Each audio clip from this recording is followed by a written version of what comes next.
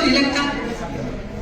माता सावित्रीबाई फुले का जन्मदिन है, या फिर हर उस बच्ची का जिसका जन्म होने पर उसको मार दिया जाता था, जिस 9 साल की बच्ची या बाल विवाह बालिक उम्र में विवाह कर दिया जाता था, विधवा को जीने का अधिकार नहीं था, सम्मान से चलने का अधिकार नहीं था, बच्चियों को पढ़ने का अधिकार नहीं था, माँ को अपनी मर्जी से या बेटी को अपनी मर्जी से बाहर जाने का अधिकार नहीं था, शिक्षा प्राप्त करने का अधिकार नहीं था, सम्मान से सर उठा के जीने का अधिकार नहीं था। और आज आप इतनी महिलाएं यहाँ बैठी हैं, आज सिर्फ उस एक महिला का जन्मदिन है या आज हम सबका जन्मदिन है? हम सबका जन्मदिन है कायदे से, अगर आप इस चीज को सोचें, क्योंकि उस महिला की वजह से हम सब महिलाओं का असली में जन्म हुआ। आज हर उस बाप को शुक्रगुजार होना चाहिए आज के दिन का, जब बच्ची पैदा होती है तो वो सपना देखता है कि मैं इसको डॉक्टर बनाऊंगा, इंजीनियर बनाऊंगा, टीचर बनाऊंगा, प्रोफेसर बनाऊंगा, पायलट बनाऊंगा, आईएएस ऑफिसर, डॉक्टर, कलेक्टर, राज्यपाल बनाऊंगा, प्रधानमंत्री बनाऊंगा, राष्ट्रपति बनाऊंगा। उस बाप को शुक्रगुजार होना चाहिए माता सावित्रीबाई फुले का। उस भाई को शुक्रगुजार होना चाहिए जो सर उठा के सम्मान से कहता है मेरी बहन तो डॉक्टर है, प्रोफेसर है, टीचर है, मेरी बहन बहुत अच्छी है, पढ़ रही है, ये कर रही है। होना चाहिए कि नहीं होना चाहिए? और सबसे ज्यादा उस ससुर को शुक्रगुजार होना चाहिए जिसके घर में पढ़ी लिखी बहू आती है। वो घर से कहता है कि मेरी बहू तो डॉक्टर है, मेरी बहू इंजीनियर है, प्रोफेसर है। होना चाहिए कि नहीं होना चाहिए? या जिसके घर में बेटियां हैं और उस ससुर के घर में चार बेटे और चारों बहुएं पढ़ी लिखी आती हैं, होना चाहिए कि नहीं होना चाहिए? तो आज हर उस पिता को, हर उस भाई को, हर उस ससुर को, वो मर्द हैं, शुक्रगुजार होना चाहिए माता सावित्रीबाई फुले का, और पुष्प अर्पित करने चाहिए उनकी फोटो के आगे या उनके चरणों पे। मैंने कहती पूजा करो, लेकिन शुक्रगुजार रहो। इस पूरे देश को आज उनका जन्मदिन मनाना चाहिए, क्योंकि वो थी तो हम हैं। अगर वो नहीं होती तो मेरे हाथ में आज ये माइक नहीं होता, मैं पढ़ी लिखी नहीं होती और आज आप महिलाएं यहाँ बैठी नहीं होती। क्योंकि उस टाइम पे इतिहास आप सबने पढ़ा होगा, सुना होगा, यूट्यूब पे भी बहुत कुछ है। और मैं लेट पहुंची, मेरे से पहले भी वक्तों ने, जितने भी वक्तागण रहे होंगे, सबने बताया होगा कि जब वो एक महिला घर से बाहर निकल के ये बेड़ा उठाया कि मैं समाज की लड़कियों के लिए काम करूँ, मैं इन्हें पढ़ाऊंगी, मैं चाहती हूँ कि जिस तरीके से पुरुष समान से लोग घर से बाहर जाते हैं और पढ़ते हैं, उस तरीके से महिलाएं भी घर से बाहर जाएं। उस दौर में, जिस दौर पे ब्राह्मणवाद का एक धक्का बज रहा था, और वो इस तरीके का दौर था कि महिलाओं को घर से बाहर निकलने की आजादी नहीं थी। महिलाओं के पैरों में क्या थी? बेड़ियां, नकेल नाक में, और इस तरीके का माहौल बना दिया था डर के कि या तो ये देवियां हैं, वो देवदासी एक प्रथा थी वो चलती थी, देवियां थी मतलब वो देवदासियां हैं, दासियां हैं, ये घर पे बैठेगी, चूल्हा चौके करेगी, काम करेगी, इनको समाज से द्वैत दर्जे का नागरिक भी नहीं समझा जाता था। उस दौर में वो महिला एक जो उठी, बाहर निकली, तमाम तरीके का जो आज हम कहते हैं कि हमें खतरा है, आज महिला कोई बोलती है तो माँ बाप डर जाते हैं ये सोच के कि ज्यादा बोल रही है ना, इसका अंजाम भुगतना पड़ेगा। क्या उससे भी बदतर अंजाम आज भुगतना पड़ता है कि कोई पत्थर मार रहा है, गोबर फेंक रहा है, या मल मूत्र इंसान पे उनके ऊपर फेंक रहा है, उससे भी बुरा दौर है? नहीं, आज वैसा दौर तो नहीं है ना, क्योंकि डॉक्टर बाबा साहब भीमराव अम्बेडकर ने जब संविधान लिखा तो उसके अंदर इंश्योर किया हमारे अधिकार को, विमेन राइट्स को, विमेन की डिग्निटी को, कि उस अधिकार को समझते हुए उस आर्टिकल के अंदर हम कोर्ट जा सकते हैं। जो भी हमारे साथ अपमान का व्यवहार करेगा या हमारे अधिकारों का, हितों का हनन करेगा, तो हम इनको घसीट के कोर्ट लेके जा सकते हैं। तो वो सारी चीजें जब उन्होंने सही, तो आज हम क्या कर रहे हैं? आप सब याद रखिए, बहुत अच्छे से साजिश की गई। हमारा इतिहास, ये आप सुन रहे हैं सारे पीछे बैठे, जो हमारा इतिहास था उसको मिटाने की साजिश करेगी। आज आपको कहीं एक अच्छा लिटरेचर नहीं मिलेगा, कहीं एक अच्छी किताब नहीं मिलेगी लाइब्रेरी में माता सावित्रीबाई फुले। अगर किसी ने किया होगा तो वो हमारा ही समाज आज जागरूक होकर बात कर रहा है। उन्होंने बहुत अच्छी कोशिश करी मिटाने की, लेकिन ये जो कुछ बहुत ज्यादा क्रांति के लिए बहुत ज्यादा लोग नहीं चाहिए, कुछ ही बहुत है, एक मुट्ठी ही बहुत है। लेकिन आई थिंक जो हम आज पढ़े लिखे लोग बैठे हैं, जो ये चीज समझे, हम लोगों ने बेड़ा उठाया इस चीज का, और इस लड़ाई को हम लोग लड़ेंगे। क्योंकि डॉक्टर बाबा साहेब अम्बेडकर को उन्होंने एक चीज वो समझ गए थे, वो कितने एनलाइटेड होंगे जिनके पास इतनी डिग्रीज थी, जो बाहर से पढ़ लिख कर आए, उन्होंने समझा कि सिर्फ और सिर्फ वो सबसे बड़े नारीवाद का चेहरा थे।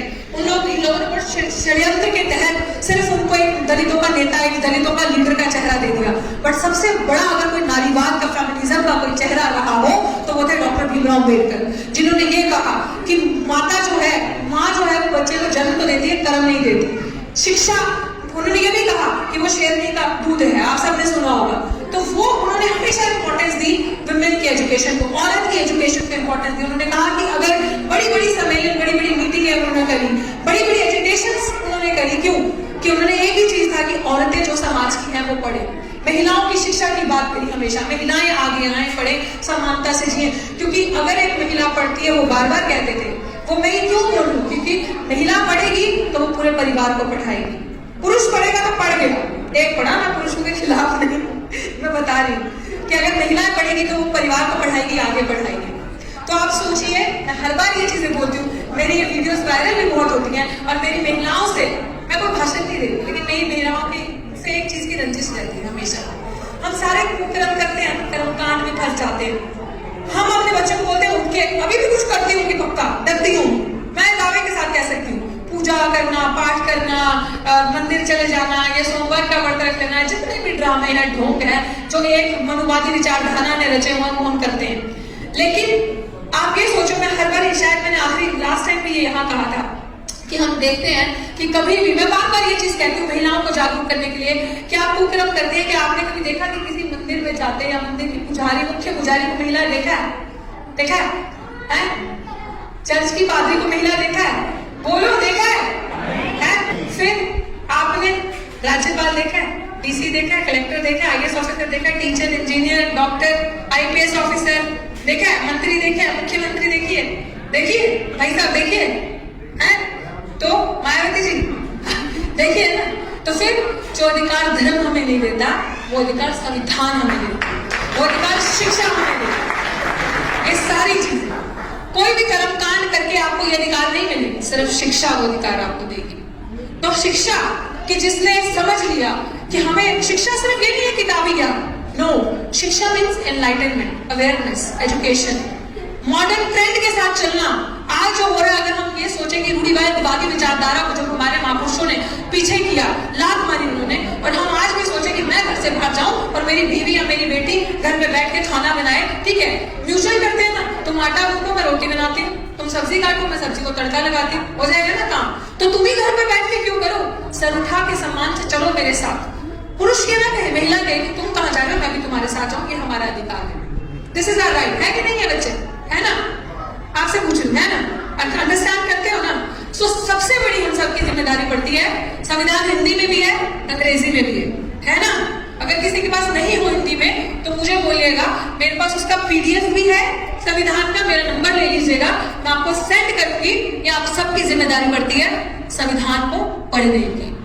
और ये इसलिए बोल रही हूँ क्योंकि हमारे बीच में बहुत बड़ा चेहरा सुप्रीम कोर्ट का एडवोकेट महमूद राजा जी बैठे, जिन्होंने हमेशा ये बात कही है कि हम सारी चीजें तो पढ़ते हैं, सब चीजों से जागरूक रहते हैं। मुझे तो नहीं लगता कि मेरी नजर में लोग उन्हें कहते होंगे कि मुसलमान चेहरा है, मुसलमानों का नेता है। मेरे लिए तो सबसे बड़े अम्बेडकराइट है। मेरी लड़ाई के बारे में आप सबको पता है ना? पता है ना? शायद अगर ये हस्ती यहाँ नहीं होती तो मैं भी यहाँ नहीं होती, मैं कहीं खो चुकी होती उस लड़ाई के अंदर और अकेली लड़ नहीं पाती। लेकिन he is the only person जिन्होंने ये चीज समझी और मुझे SC/ST एक्ट पढ़ने को कहा कि तुम लोगों को तो तुम्हारे अधिकार ही नहीं पता, इस चीज को पढ़ो, संविधान को पढ़ो, अपने अधिकारों को समझो कि हमारे पास कितनी ताकत है। हम अकेले नहीं, हम SC/ST OBC माइनॉरिटीज की बात करते हैं। मैं केवल कास्ट सेंसस की बात करती हूँ तो सर कहते हैं अभी भी जरूरत है, 92.5% तो ऐसे ही हैं। अगर आप डेटा का एनालिसिस करो अच्छे से तो जरूरत नहीं है, बस एनलाइटनमेंट की, अवेयरनेस की, जागरूकता की जरूरत है।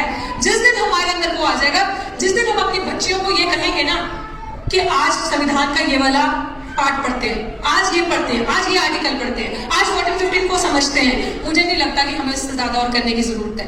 हम कोर्ट में भी जाके हम अपने साथ अत्याचार भी नहीं होने देंगे, क्योंकि पुलिस वाले सर अधिकतर ये चीज कहते हैं कि जो भी सिविल सर्विस, ये सर्विस का मतलब सरकारी नौकर ना, गलत हूँ क्या मैं? सरकारी नौकर ना, तो वो नौकर ही हुआ ना हमारे, है ना? Public servant, sorry sir, public servant का मतलब क्या हुआ? हाँ, जो पब्लिक आप है उसकी सर्विस के लिए। एक नेता क्या करने बैठता है ऊपर? किस लिए आप वोट देते हो? इसलिए कि उसको अच्छी गाड़ी मिले, बंगला मिले, गाड़ी घोड़ा और मकान मिले, इसलिए कि वो ऐश करे। और मेरा काम बनता बाहर में जाए जनता, मेरे घर तो राशन आ रहा नहीं, वो वहां पे बैठा है आपकी सेवा के लिए, एक पब्लिक सर्वेंट भी और एक नेता भी, आपका रिप्रेजेंटेटिव बन के वहां पे बैठा है। और आज जो 131 प्लस एमएलए एमपी पावर में जो बैठे हैं, वो किस लिए बैठे हैं? आपके रिप्रेजेंटेटिव बनके, आपकी सेवा के लिए, ना कि जिस पार्टी के वो हैं उस पार्टी के पप्पू बन के बैठे हैं। उस पार्टी के पप्पू बनने के लिए आप लोगों ने वोट का अधिकार, वोट का इस्तेमाल उनके लिए नहीं किया, आप लोगों ने अपने अधिकारों के लिए किया। हमारा ना राशन कार्ड बनता है, ना वोटर कार्ड बनता है, ना हमारे अधिकार मिलते हैं। सरसों का तेल 200 पार, पेट्रोल डीजल का रेट देखो। हम किस लिए बैठे? इसलिए कि जो चीजें महंगाई बढ़ रही है, बैठो और वो खरीदो और खाओ पियो, इसलिए नहीं। हम उन नेताओं से सवाल करने के लिए, और मेरा तो तरीका ही डिफरेंट है कि चलो 4-5 महिलाएं उठो, 10 महिलाएं भी बहुत है, अगर जागरूक है तो उनके घर के बाहर बैठो, प्यार से बात नहीं बनती, ठीक है, संवैधानिक तरीके से, संवैधानिक तरीके से नहीं तो उनके घर के बाहर बैठ के प्रोटेस्ट करें। स्पीच जो मैं बोल रही हूँ, अधिकार है इस चीज का, तो मेरा जो अधिकार है सवाल पूछने का, उनके घर के बाहर बैठ के सवाल पूछे कि ये चीज हमें क्यों नहीं मिली, क्यों नहीं हुआ, क्यों नहीं बनी। अधिकार संविधान ये देता है हमें कि हमारा अधिकार है, जितने भी हमारे, क्योंकि वो हमारे अपने है कि नहीं।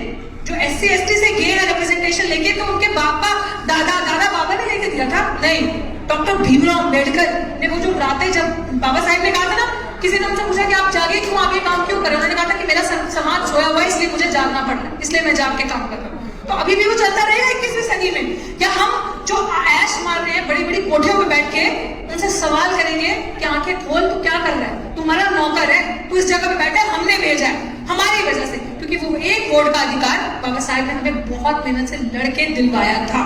और अगर हम भूल रहे हैं तो वो नेता तो अपनी आश कर रहा है। और मैं बहुत सारे समाज के नेताओं को इस भाषण में टारगेट कर रही हूँ, और हो सकता है अगली बार जब मैं अपना भाषण दूं तो मैं कभी भी डरती नहीं उनका नाम लेने से, गद्दारों का, क्योंकि उन गद्दारों को एक्सपोज करना बहुत जरूरी है, क्योंकि वो गद्दार वहां जाके लाइजनिंग करते हैं, अपनी जेबें भरते हैं और हमारे अधिकारों के साथ खेलते हैं। हमारा SC ST एक्ट उनकी आंखों के सामने डिल्यूट होता है, हमारे बच्चों के अधिकारों का उनके सामने हनन होता है। हमें हमारे दिल्ली यूनिवर्सिटी में, जैसे सर ने कहा, बैकलॉग की लड़ाई खत्म करूंगी, मैं ज्यादा टाइम नहीं लूंगी। दिल्ली यूनिवर्सिटी में 2700 तो एक मोटा मोटा आंकड़ा है टीचिंग और नॉन टीचिंग का। पता नहीं कितनी ऐसी वैकेंसीज है जिसमें SC ST के बच्चे जब जाते हैं, और इसमें शायद प्राचा सर आपको एग्जैक्ट बता पाएंगे, ये लोग साजिश के तहत हम लोगों को NFS कर देते हैं जब हम इंटरव्यू देने जाते हैं। NFS माने नॉट फाउंड सूटेबल। अब वो लोग हमें बताएंगे जिन्होंने 3000 सालों से आरक्षण लिया है कि हम सूटेबल नहीं है इस पोस्ट पे पढ़ाने के लिए, वो लोग हमें नॉट फाउंड सूटेबल करेंगे। और वो जो पोस्ट वैकेंट होती है नॉट फाउंड सूटेबल करके, वो पोस्ट खाली होती है और उसमें किसी जनरल कैटेगरी के बंदे को या बंदी को रख दिया जाता है, क्योंकि वो फाउंड सूटेबल है, वो पढ़ा सकती है, हम नहीं पढ़ा सकते वहां पे, और उस पे उनको परमानेंट भी कर दिया जाता है। और सोचिए, बजाइए तालियां इस बात पे, बजाओ। अब वो तालियां इसलिए हैं कि हम कहाँ हैं। हमने सोचा कि हमारे बच्चे जो आज डिग्रीज लेके, नेट की डिग्री लेके बैठे हैं, नेट UGC नेट क्वालिफाई करके बैठे हैं, वो पोस्ट पे जो हमारा हक छीन के वो लोग बैठे हैं साजिश के तहत, वो हमारी है। हमने सोचा ही, हम लड़े ही नहीं। मैं सच कह रही हूं, अगर आप जागरूक होते हैं और इस बैकलॉग की सिंपल लड़ाई को अगर आप लड़ते हैं कि वो हमारी सीट है, हमारा अधिकार है, तो आपको गांव-गांव से अपना बच्चा ढूंढ के लाना पड़ेगा, उसको यहाँ लाना पड़ेगा और इनको बोलना पड़ेगा ये नौकरी हमारी है, हमें ये नौकरी दो। छीननी पड़ेगी, मांगनी नहीं पड़ेगी, छीननी पड़ेगी। और कितनी तनख्वाह है एक असिस्टेंट प्रोफेसर की? 1 लाख प्लस। वो हमारी है, वो नौकरी हमारी है। बैकलॉग की लड़ाई ऐसी लड़ाई है, बैकलॉग का मतलब आप समझे कि वो सीट जो है जिसमें हमें नॉट फाउंड सूटेबल करके निकाल दिया, और हमारी सीट पे 4 कमेटी मेंबर्स बैठे और इसमें बोंदू सा SC ST का हमारा ऑब्जर्वर बिठा दिया, जो बिक गया, जिसने बेच दिया सब कुछ अपने लालच में, क्योंकि उसको अपना जीजा लगाना है, अपनी भांजी लगानी है, या अपनी अभी बेटी का फ्यूचर देख रहा है। एक बच्चे के पीछे इतने सारे बच्चों के फ्यूचर से वो खिलवाड़ कर गया। ऐसे दलालों को एक्सपोज करना बहुत जरूरी है, क्योंकि मेरे साथ भी जो साजिश हुई थी दिल्ली विश्वविद्यालय में, वो भी दिल्ली विश्वविद्यालय के प्रोफेसर जो हैं, उन्होंने ही, हमारे SC समाज के प्रोफेसर ने दलाली करी थी। मेरा भी जो गला घोटने की कोशिश करती उसने करी थी। वक्त आने में नाम भी एक्सपोज करूंगी, तथ्य भी मेरे पास पूरे भरपूर मौजूद है। इस तरीके से ये दलाल काम करते हैं, क्योंकि आप अधिकार से, हक से पढ़ लिख कर आवाज उठाते हो और इस तरीके से ये दलाल आकर लाइजनिंग करके आपका गला घोटते हैं। अब जिम्मेदारी आपकी है। अगर इस पे मेरे साथ कोई विचार विमर्श करना चाहता है अपने अधिकारों की लड़ाई के लिए, मेरा नंबर ले लीजिए। प्राचा साहब ने हमें ऑफिस दिया हुआ है, हम वहाँ बैठते हैं निजामुद्दीन पे। आप कभी भी चर्चा करने के लिए हमारे साथ वहां पे आ सकते हो। हम एक रणनीति सर, गौतम सर भी अपने जो भी कैडर है उनको कहिए, हम इस चीज पे चर्चा कर सकते हैं, विचार विमर्श कर सकते हैं, अपनी वो सीटें वापस ला सकते हैं। किसी को भी किसी तरीके की अगर कोई इस पे गाइडेंस चाहिए, हम बैठ के बात कर सकते हैं। और ये लड़ाई मुझे लगता है हम बहुत ही अच्छे तरीके से लड़ सकते हैं। 27 अभी मोटा मोटा आंकड़ा है, मोटा मोटा जो पता नहीं कितने हो सकता है, 10,000, 27 तो मुझे पता है जो मोटा मोटा है। और वो सीटें हम वापस ला सकते हैं और ये लड़ाई को हम लड़ सकते हैं बहुत अच्छे तरीके से। और इसी के साथ मैं ज्यादा वक्त नहीं लूंगी, क्योंकि मैं चाहती हूँ कि मैं प्राचा साहब को सुनूं और आप सब भी उन्हें सुने। और मेरी भी लड़ाई बहुत अच्छे तरीके से चल रही है और जैसे ही उसका कोई नतीजा आएगा मैं आप सबके साथ शेयर करूंगी उस चीज को। और महिलाओं का बहुत बहुत शुक्रिया, आप आगे निकल कर आई। बस एक ही चीज कहूंगी कि जब हम हार नहीं मानते और डट के लड़ते हैं, रास्ते अपने आप बनते हैं। सर झुकाना नहीं है कभी भी किसी के आगे।